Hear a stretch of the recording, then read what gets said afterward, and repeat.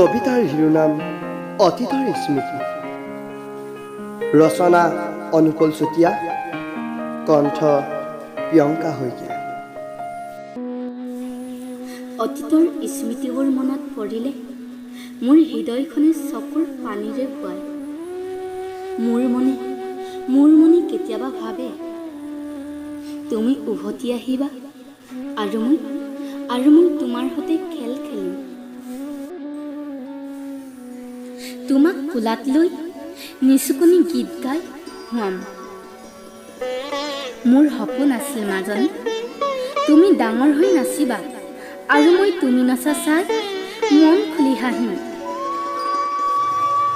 আৰু তুমি মোক কাষলৈ আহি মোক দুবাহুৰে হাবত মাৰি মা বুলি ক'বা। আৰু আজি সেই অতীতৰ স্মৃতিবোৰে মোক বাৰুকৈ আমনি কৰে। তোমালৈ বহুত মনত পৰে মাজনী, তুমি কেতিয়া আহিবা মোৰ কাষলৈ বুলি কোৱা মাজনী, কোৱা।